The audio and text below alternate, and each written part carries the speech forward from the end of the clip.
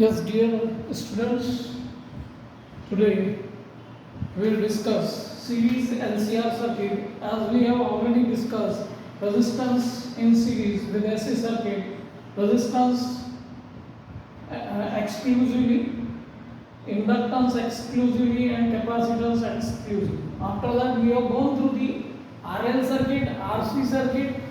Now we will go with the combination of this resistance, inductance, and capacitance. Why we have to analyze this? Because in everywhere you will have resistance, you will have inductance, and you will have capacitance and any other components. So, what will be the effect of AC current in this resistance, in inductance, and in capacitance? That we will see. तो अब हम यहाँ देखते हैं कि ये resistance है आपका, ये XL है और ये कैपेसिटेंस है, और AC जो हम दे रहे हैं that is E not sine omega T, ये हम सप्लाई कर रहे हैं। अब जब करंट फ्लो होगा, जब सर्किट क्लोज्ड है तो यहाँ पे करंट फ्लो होगा, करंट फ्लो होगा तो इसके क्रॉस वोल्टेज ड्रॉप होगा, उसको हम VR से डिटरमाइन कर सकते हैं, और इंडक्टेंस के क्रॉस जो वोल्टेज होगा that will be given bye VL, और कैपेसिटेंस के क्रॉस को हम VC से डिफाइन कर सकते हैं। तो यहाँ पे अब we are having these three voltages VR which is across R resistance, inductance के क्रॉस देखें तो हम VL, कैपेसिटेंस के क्रॉस देखें तो आपके VC। नो रेजिस्टेंस के थ्रू जब करंट फ्लो हो रहा है तो करंट और voltage both will be in the same phase. Inductance की बात करेंगे तो इंडक्टिव लोड में जब करंट फ्लो होगा और वोल्टेज, तो current legs behind the voltage means यहाँ पे VL और करंट में जो रिलेशनशिप है दैट इज लाइक दिस, इस तरह से। और जब कैपेसिटेंस की बात करते हैं तो इसको हम इस टाइप से रिप्रेजेंट कर सकते हैं I, and this is VC, it is leading the voltage. तो अब इसमें हम देखें कि जो करंट फ्लो हो रहा है हमको क्या मिल रहा है, तो एक तो आपको I is equal to VR देखें हम, VR is equal to I into R मिल रहा है आपको। VL जो है वोल्टेज अक्रॉस दिस, इसको हम डिटरमाइन कर सकते हैं I इंटू XL। XL हमको पता है, XL जो है आपका इंडक्टिव रिएक्टेंस है, इंडक्टिव रिएक्टेंस को हम डिटरमाइन कर चुके हैं। इंडक्टिव रिएक्टेंस की वैल्यू फ्रीक्वेंसी पर डिपेंड करती है, means XL is equal to omega into L। Omega क्या है आपका 2 pi f into L, f frequency को डिनोट कर रहा है, angular frequency. So inductive reactance depending on frequency. Similarly हम वोल्टेज करंट की बात करें, इन कैपेसिटर में वोल्टेज की बात करें तो I इंटू XC होगा। XC जो है आपका कैपेसिटिव रिएक्टेंस को डिनोट करता है,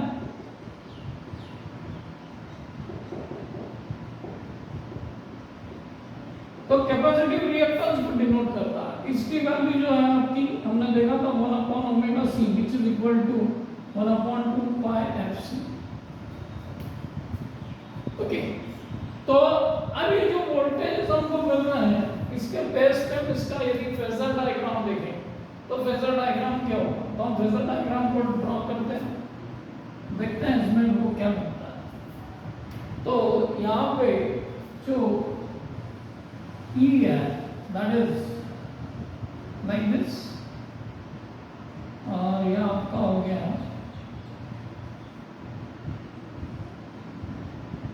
I which is equal to E not upon sine omega T upon R से रिप्रेजेंट होगा, और करंट इसको लीड कर रहा है,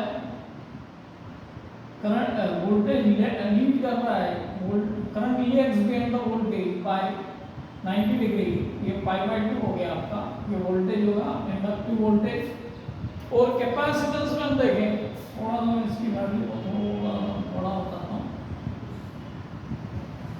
और कैपेसिटिव वोल्टेज जो होगा वो इस डायरेक्शन में आएगा,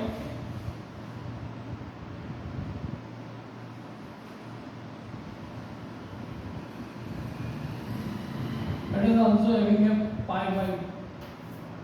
और हम इनका देखें, हम यहाँ पे VC, तो VR और VC दोनों एक दूसरे के अपोजिट डायरेक्शन में है ना, तो हम क्या करते हैं, इसका रिजल्टेंट ले लेते हैं, that will be given bye VL minus VC ले लिया हमने। और अब हम ड्रॉ कर लेते हैं आपका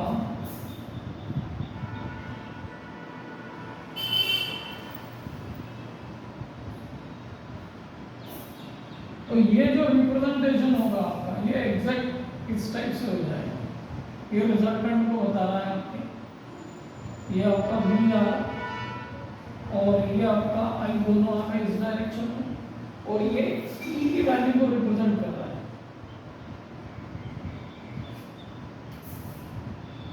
ओके,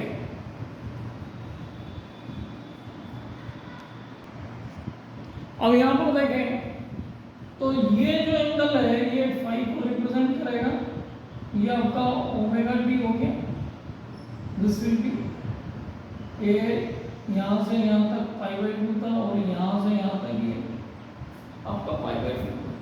तो रिजल्टेंट जो हमको मिल रहा है VR minus VC, inductive reactance, इसको हम नेट वोल्टेज दे सकते हैं। और अब हम इसका मैग्नीट्यूड देंगे, तो मैग्नीट्यूड के लिए हम ले लें, इसको मैं V से रिप्रेजेंट कर देता हूँ, और E भी ले सकते हैं हम, है ना, E is equal to E naught to V is equal to E that we can assume। तो V is equal to हम देखें तो this is VR square and this is VL minus VC, VL minus VC का square, ये आपको resultant voltage दे रहा है। तो यहाँ पर हम देखें कि V स्क्वायर, VR किसको रिप्रेजेंट कर रहा है, IR स्क्वायर प्लस VL जो है आपका I into XL minus I into XC को रिप्रेजेंट कर रहा है, स्क्वायर ले लें तो V is equal to under root, ये हो गया आपका I स्क्वायर, R स्क्वायर, या I स्क्वायर देखें आप, I स्क्वायर यहाँ भी आ गया, XL minus XC whole square. तो I स्क्वायर is common, that will be I under root R square plus XL minus XC square, ये आपका। तो V अपॉन I ले हम, तो VI और V अपॉन I ये आपको दे देगा इम्पीडेंस XL माइनस XC जो है नेट रिएक्टेंस दे देगा। हम यहाँ लिख सकते हैं कि XL माइनस XC जो है नेट रिएक्टेंस को डिफाइन कर रहा है, net reactance that we can write it as X। तो ये V अपॉन I जो है आपके, ये Z को रिप्रेजेंट कर रहा है, total impedance of the circuit. तो ये वैल्यू आ गई आपकी Z is equal to either you can write R square plus X square, R square plus XL minus XC square। तो इम्पीडेंस की वैल्यू मींस इस पूरे सर्किट में जो नेट रिएक्टेंस प्लस रेजिस्टेंस है, जो टोटल रेजिस्टेंस ऑफर कर रहा है ये circuit, that will be given by Z which is equal to under root R square plus X square. और अब यहाँ पर देखें कि इस बात से क्लियर हो रहा है कि दोनों एक दूसरे के अपोजिट डायरेक्शन में एक्ट कर रहे हैं। यदि आपको इंडक्टिव लोड को कंपनसेट करना है तो what you need a capacity load, and for compensating capacity load what you need this.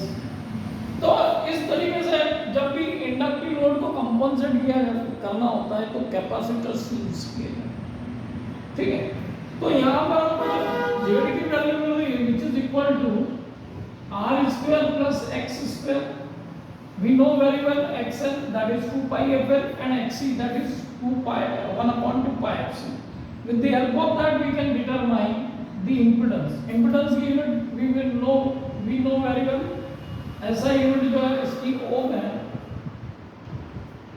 अब इसमें एक बात ये आती है कि सर्किट में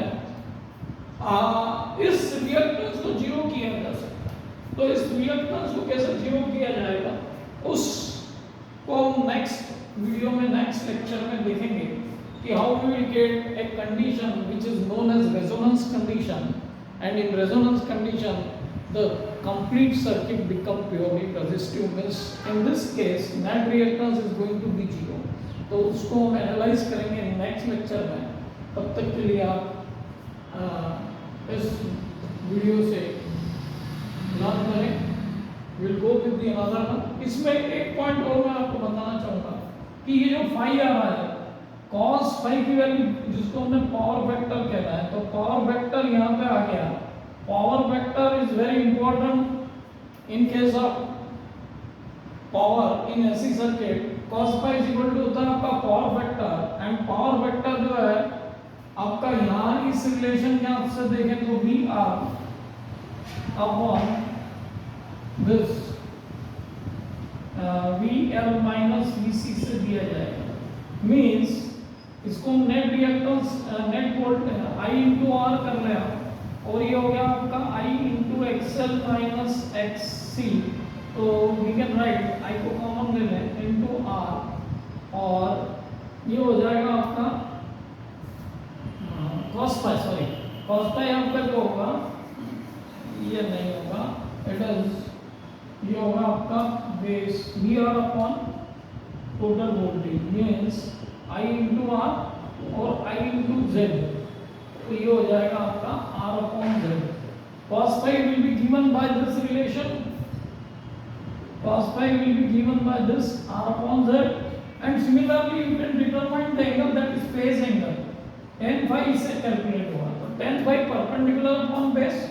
परपेंडिकुलर आपका वी आर है और sorry V R minus V C और बेस आपका वी आर है बस. तो ये हो जाएगा आपका I into XL minus XC upon I into R. ये आपको tan phi means phase angle दे देगा. Phi is equal to tan inverse I side cancel है तो XL minus XC upon R. ये आपके tan इनवर्स में आ जाएगा. तो इस तरीके से we can determine the phase angle as well we can determine the power factor. Power factor जो है it plays a very important role in the power of AC. That we'll see in the next lecture along with the resonance condition. The resonance condition क्या है, resonance frequency क्या है. तो next video के लिए तैयार रहें and subscribe the channel. And if you have any doubts, you can put your comments and we will solve your queries. Okay.